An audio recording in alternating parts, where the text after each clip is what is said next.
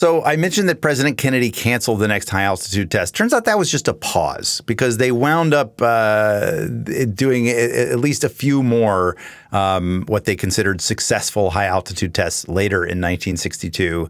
Ultimately, these crazy high-altitude tests in combination with the Cuban Missile Crisis led to the 1963 Partial Test Ban Treaty, which prohibited nuclear tests in space, underwater, and in the atmosphere.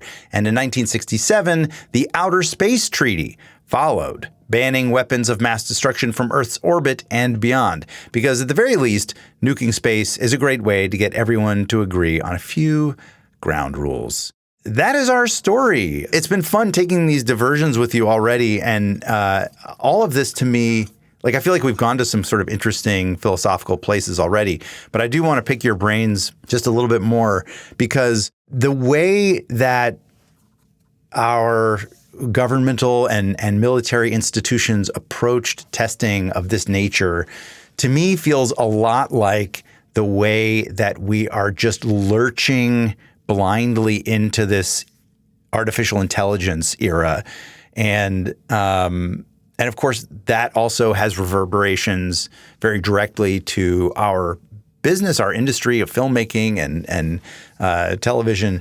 But in a larger sense, we don't know. We have so many warnings and so many people saying that this could be so catastrophic. And yet it feels like we're just not taking any steps to mitigate that danger in the same way that they were just like, hey, we got to just do it and see what happens with these high-altitude nuclear tests. Well, it's back to Dr. Strangelove because the whole motivation, to your point about AI, is, well, if we don't do it, someone else is going to do it. And it's more important that, this incredibly powerful technology is in our hands because we're the good guys and we understand how to navigate this. And that's exactly what Kubrick is making fun of with that movie, because there's so much hubris involved in that, thinking that you can control what is essentially uncontrollable. But that is the path that we're all hurtling down.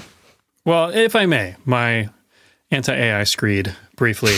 I think the cynical difference with AI, it's being sold as an existential conflict. But what's interesting is that on the one hand, you have somebody like Sam Altman or, the folks, the CEOs of these companies or Elon Musk, and they're saying this is going to be universally beneficial in so many ways. AI is not going to replace your job. Not. It's going to, augment Lizzie's your not brain. buying it. Right, No. right.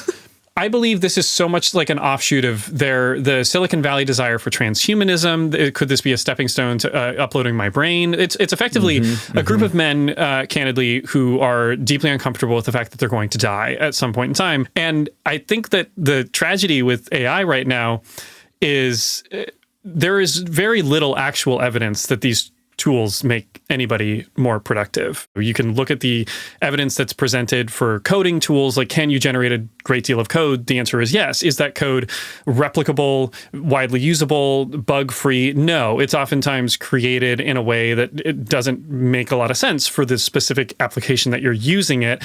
And then it requires more time by the engineer to debug and to defrag this thing that's been created. But because it's been this incredible economic engine, we would be in a recession right now if we're not for AI investment. That is 100% true. And as a result, it is in the best interests of all incumbent parties to pump this as much as possible. But it's effectively just management selling it to management. These are just the heads of these companies are saying to the heads of other companies, your employees could be 5 times more effective if they were using AI. But the truth is, again, a lot of studies have shown if you use ChatGPT frequently, cognitive abilities decline very rapidly. It turns out when you stop thinking for yourself, it's harder for you to think for yourself. And it turns out the brain is a muscle.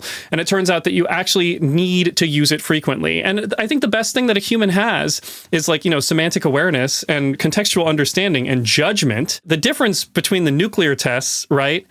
Yes, maybe a lot of people were irradiated and our government has done a poor job of providing recompense for the people who were affected by these, impacts. But the difference is this nuclear bomb is being detonated inside of every home. And it's just insane that we're not regulating this. I'm not saying there couldn't be good aspects to this technology, but it's incredibly powerful and destructive. And we need to come up, like you said, Ed, with some way of regulating it. But, you know, the Mark Andreessens of the world have convinced us or Peter Thiel has convinced us that regulation is literally the Antichrist. Anti-AI screed, done.